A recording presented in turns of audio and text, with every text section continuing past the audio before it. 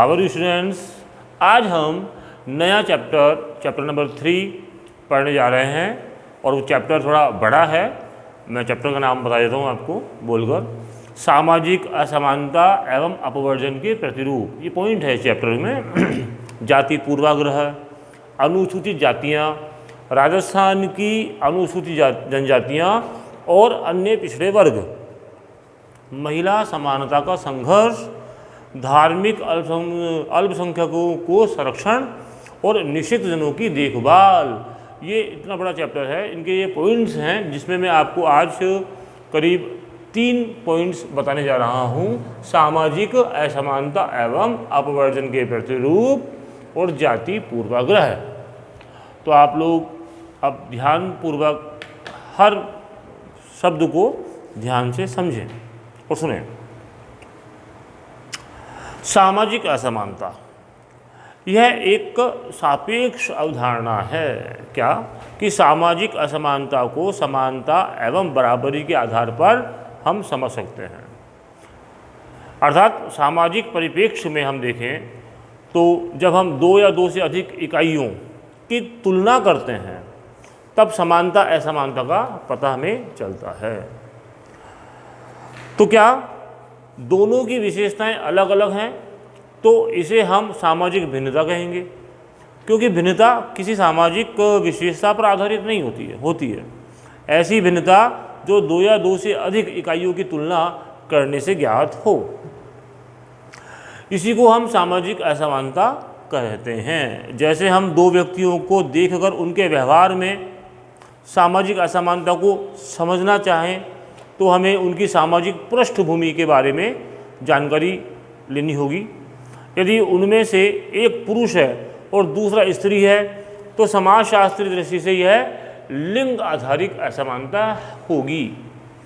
और इसी प्रकार आवास के आधार पर एक शहर का है और दूसरा गांव का है तो उनमें आवास आधारित असमानता हम कह सकते हैं।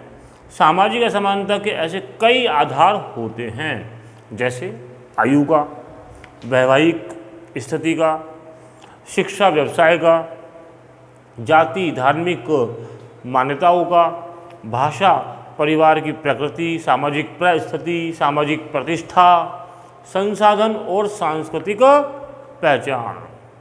स्पष्ट है कि सामाजिक असमानता का कोई आधार अवश्य होता है और इसी आधार पर एक इकाई को दूसरी इकाई से अलग माना जा सकता है। अब हमें ये समझना चाहिए कि जब किसी भी सामाजिक आधार पर कई एक इकाई को दूसरी इकाई से भिन्न समझते हैं तो वो इकाई एक व्यक्ति भी हो सकता है, व्यक्तियों का समूह हो सकता है, परिवार, जाति, वर्ग अथवा संपूर्ण समुदाय हो सकता है। और इसी प्रकार से सामाजिक असमानता का कोई न कोई सामाजिक आधार अनिवार्य रूप से होता है तथा इसी आधार पर 2 या 2 से अधिक इकाइयों के बीच तुलना की जाती है। अब बताऊंगा मैं आपको सामाजिक अपवर्जन के बारे में। जो पॉइंट है अपना अपवर्जन, सामाजिक अपवर्जन। सामाजिक असमानता के संदर्भ में एक अन्य अवधारणा और है, वो है सामाजिक अपवर्जन। सामाजिक अपवर्जन को हम एक सामाजिक स्थिति या एक प्रक्रिया के रूप में भी समझ सकते हैं। जब सामाजिक अपवर्जन को एक सामाजिक स्थिति या दशा कहें तो इसका तात्पर्य है कि कोई समूह समाज की प्रमुख धारा से अलग है, वह समाज की मुख्य धारा का भाग नहीं है। लेकिन जब हम सामाजिक अपवर्जन को एक प्रक्रिया के रूप में कहते हैं तो इसका अर्थ है कि किसी समूह को समाज की मुख्य धारा से अलग करके सीमांत स्थिति में पहुंचाया गया है। दूसरे शब्दों में, एक समूह जब तक समाज की मुख्य धारा में था तब तक वह अपवर्जन की श्रेणी में नहीं था। जैसे ही मुख्य धारा से अलग किया गया, अपवर्जन की श्रेणी में आ गया। उदाहरण के लिए भारतीय समाज में जातीय व्यवस्था पर आधारित उच्चता और निम्नता का एक क्रम है। इस व्यवस्था से पूर्व कोई भी समूह अपवर्जित श्रेणी में नहीं था, लेकिन जाति व्यवस्था के कारण अनुसूचित जाति और अन्य पिछड़ा वर्ग अपवर्जन की श्रेणी में आ गए, थोड़ा पृथक हो गए। तो इसी प्रकार की स्थिति जनजातीय समुदाय की है, अर्थात कतिपय कारणों से समाज के कुछ वर्ग समाज के मुख्य धारा से अलग होकर अपवर्जित श्रेणी के कहलाने लगे। ऐसे वर्गों की पहचान हम अनुसूचित जाति, जनजाति या अन्य पिछड़ा वर्ग कह सकते हैं।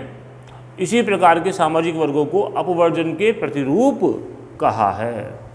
अपवर्जन के ऐसे प्रतिरूपों की हम विवेचना मैं आपको कराऊंगा, बाद में करेंगे। पूरा पूरा पॉइंट है इस बुक में और इस चैप्टर में।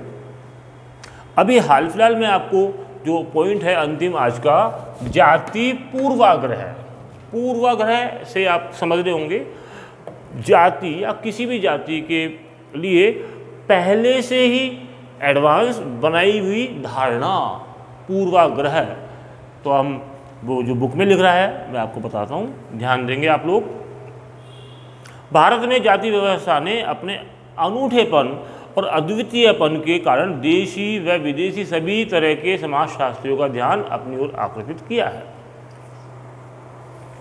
जाति शब्द की उत्पत्ति के संबंध में अनेक लेखकों ने बड़ी भ्रामक जानकारी उपलब्ध करवाई है कि जाति शब्द अंग्रेजी भाषा के कास्ट शब्द से बना है और कास्ट शब्द की उत्पत्ति पुर्तगाली शब्द कास्टा से हुई है, जिसका अर्थ प्रजाति, नस्ल या जन्म है। एक तरफ हम ये घोषणा करते हैं कि जाति भारतीय सामाजिक संरचना की विशिष्ट संस्था है तथा यह विशुद्ध भारतीय है जो वर्ण में कालांतर से उत्पन्न हुई है। दूसरी तरफ हम ये इसकी उत्पत्ति शब्द अंग्रेजी के पुर्तगाली में खोजते हैं, यह बड़ा विरोधाभास है। प्रारंभ में जाति का संबंध मूल स्वभाव और गुणों से हो रहा है, जैसे मानव का स्वभाव मानवता, पशु का पशुता, जल का शीतलता, अग्नि का उष्णता। गुण उच्च और निम्न होते हैं, गुण स्थूल और सूक्ष्म होते हैं। स्वाभाविकता में गुणों की उच्चता और निम्नता के आधार पर जातीय संस्करण उत्पन्न हुआ।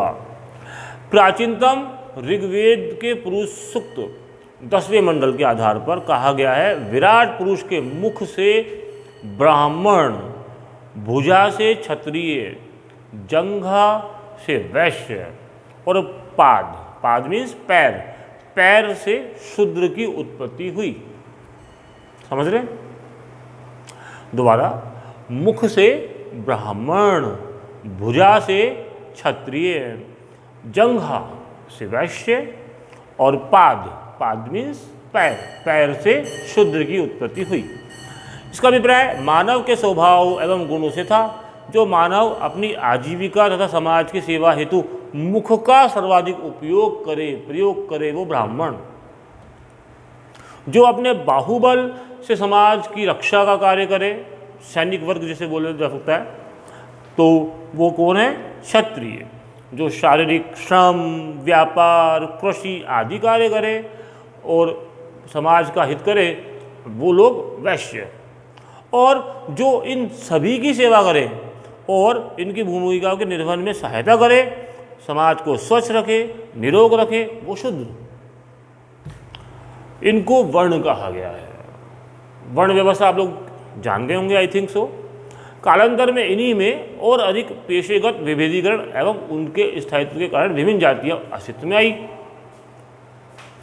शनै शनै स्वभाव एवं गुण स्थायी होने के कारण यह योग्यता जन्म में बदल गई। D.N. मजुमदार और T.N. Madan in introduction to social anthropology में जाति एक बंद वर्ग है, जाति एक बंद वर्ग है कहकर परिभाषित किया। Ketkar history of caste in India में लिखते हैं कि जाति एक सामाजिक समूह है जिसकी दो विशेषताएं हैं। सदस्यता केवल उन व्यक्तियों तक ही सीमित है जो सदस्यों पे जन्म लेते हैं और इस प्रकार पैदा हुए व्यक्ति ही इसमें सम्मिलित होते हैं। सदस्य एक कठोर सामाजिक नियम द्वारा समूह के बाहर विवाह करने से रोक दिए जाते हैं। इस प्रकार जाति में अंतर्विवाह का नियम लागू होता है। साथ ही जाति के साथ व्यवसाय पेशे जुड़ते जाते हैं।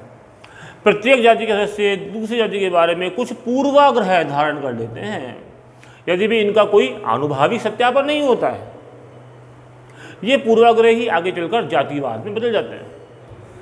नरमेश्वर दास प्रसाद ने अपनी पुस्तक the myth of the caste system में ऐसी अनेक कहावतें बतलाई जिनमें विभिन्न जातियों के संदर्भ में पूर्वाग्रह स्पष्ट दृष्टिगत होते हैं।